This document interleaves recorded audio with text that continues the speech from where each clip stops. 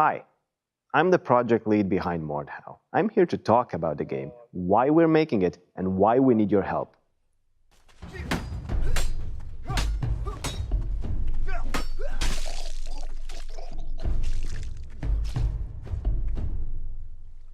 MORDHAU is a multiplayer melee game. It's about cool battles and tense moments. The combat is deep and the techniques you can learn are many. The battles range from duels all the way to large open skirmishes of up to 64 players with horses, siege engines, and castles to be stormed. If you prefer to shoot at enemies from afar, we've got that too. Or just lay waste to them from the safety of your catapult.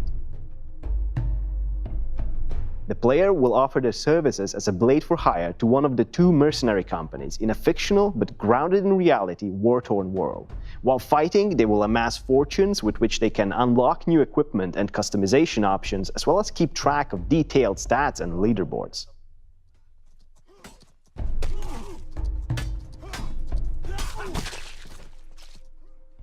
We're a 10-person international team, driven by our passion for melee games and the medieval era. We've accumulated thousands of hours of playtime in similar titles and are using this experience to further evolve the genre.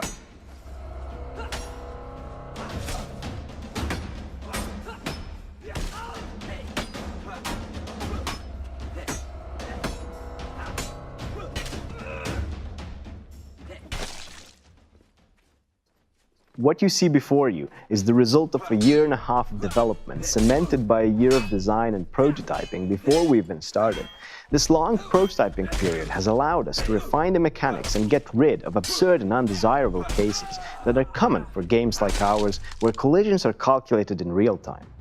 We want fights to look like fights, without the endless spinning and back twisting that is common in some games of this genre. Freedom of expression is a key part of the game, from how you fight to how your character looks. MORDHAU features extremely detailed customization options that range from the type of body to facial features and even full-on face sculpting.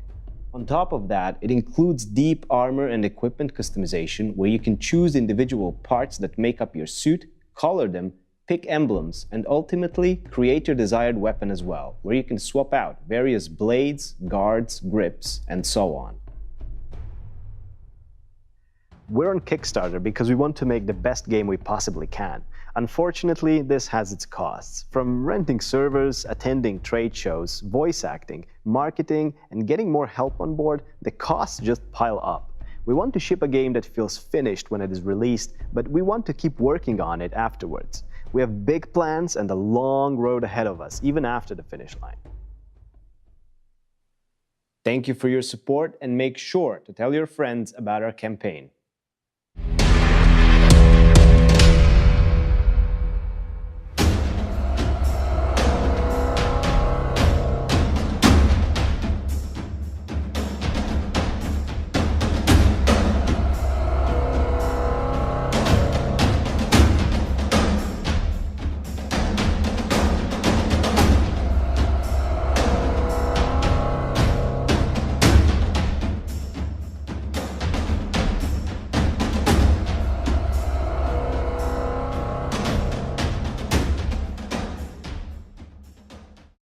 In this update, we will be looking at some of the combat mechanics in MORDHAU.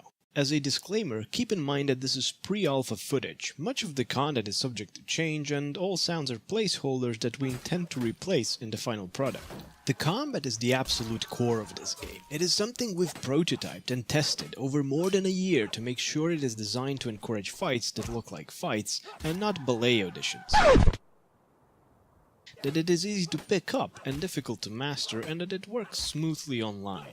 The controls are the first step. Since tastes differ, we plan to offer a variety of control schemes that will make those with experience in previous melee games feel at home.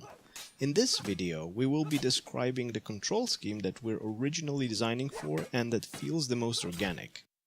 Besides the standard FPS movement controls, with the left mouse button the player can perform a cut. The cut is a good sweeping attack, which can also be angled by moving the mouse in the desired direction before pressing the button. This results in cuts from below, above, left or right, or really any angle you want. The scroll wheel performs a thrust. Now, just like the cut, the thrust can also be angled with the mouse. Attacks can be chained into combos, which is especially useful when trying to recover from a miss that would otherwise leave you defenseless. The right mouse button is used to execute a parry. A successful parry must be aimed at the opponent's weapon. Blocking high if the blow is coming from below is not going to work. The second ingredient to a successful parry is timing. The parry only lasts a split second and leaves you exposed after that duration if it failed to block anything. A successful parry will also drain stamina. If you are not careful, you may end up getting disarmed by your opponent if your stamina runs out. After parrying, the defender can perform a riposte, which can then be parried by the enemy in turn. The game features real-time attack collision detection. There is never any lock-on, and the player can adjust attacks while they're happening, allowing, for example, to reposition a strike aimed at the foot into one that will hit the head. What you hit does matter. If the opponent is not wearing a helmet but is otherwise well armored, it is better to strike at the unarmored head. The turning rate during attacks is limited and cannot be influenced by increasing mouse sensitivity. So what happens when two players both attack? Well, if one player manages to land the blow first, the opponent will flinch and fumble their attack, preventing double hits. However, when two attacks that are fully committed touch, they end in a clash. Now from a clash, new attacks can be started by both players if they're quick to act. This leads to extremely fast exchanges that are chaotic because both players act at the same time, trying to squeeze a hit on the other person, but also trying to protect themselves from the opponent's weapon. Attacks can also be used defensively to block an attack. This is called chambering and is very difficult to perform. The defender must mirror the opponent's attack type and angle a fraction of a split second before the opponent's attack lands. This immensely difficult move is rewarded by leading to a very quick attack at the cost of no stamina. If the opponent is quick on his feet, he can either parry the incoming attack or even counter-chamber it. Chamber exchanges can be spiced up through the use of attack morphing, which changes a cut into a thrust or vice versa to throw off the opponent's counter-chamber attempt. There's also a key with which the player can kick. Kicking prevents movement for the duration of the kick. If the kick lands, it will stun the opponent, leaving them wide open and unable to defend themselves against the next attack. To defend against a kick, perform a kick yourself or simply stay out of its range. The player can always cancel their attack before it is fully committed. Cancelling acts like a glue for the mechanics in MORDHAU.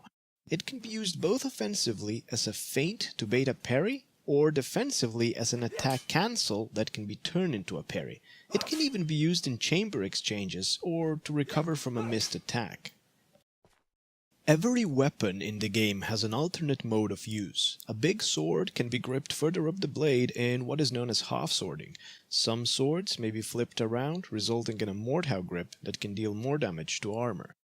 A warhammer has two sides and a poleaxe does as well. A halbert's shaft can be gripped closer to the head to give it more maneuverability. Some smaller weapons can instead be thrown, and if you're on the receiving end of one of these, you can parry them, or if you really want to prove a point, you can bat them away with an attack. But what we really think sets the combat apart is how all those things we've just covered play together.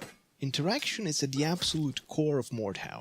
Everything flows into everything. Every action can be combined, cancelled, turned into another, and the possibilities to create your own plays are limitless. But at least now that you've seen some of the mechanics, what can players do with them? Let's take a simple scenario. Imagine two unskilled fighters having a go at each other. It's slow and clumsy, so let's spice things up with some ripostes. And finally, let's swap these parries with chambers. We've gone from a series of slow, clumsy exchanges to an incredibly fast-paced fight, and it's all in the hands of the players. This is precisely what we set out to do with the mechanics, a game where the combat is highly dependent on how the players express themselves. Of course, this game does not only feature melee combat. There is ranged combat such as bows and crossbows, as well as siege engines such as ballista and catapults. And we haven't even talked about shields yet. We will not go in depth about how those work in this video, but we will probably elaborate on these in the future.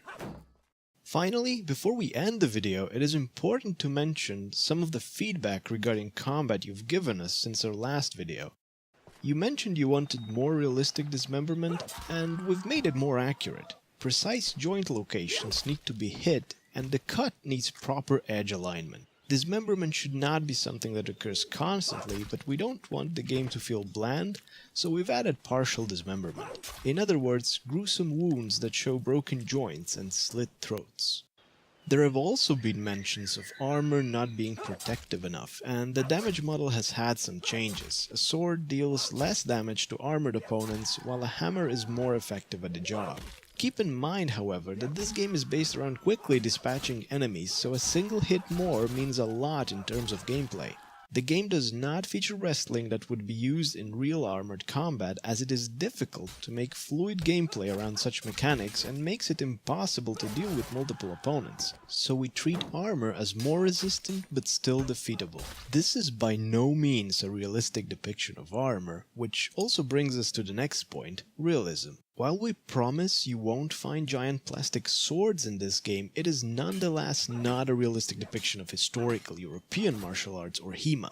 We're big fans of HEMA, and we always find some similarities between historical techniques and some of the things you can do in this game, but in the end, we're primarily aiming at a fun experience of learning a deep, fluid combat system that can be elegantly expressed using conventional controls.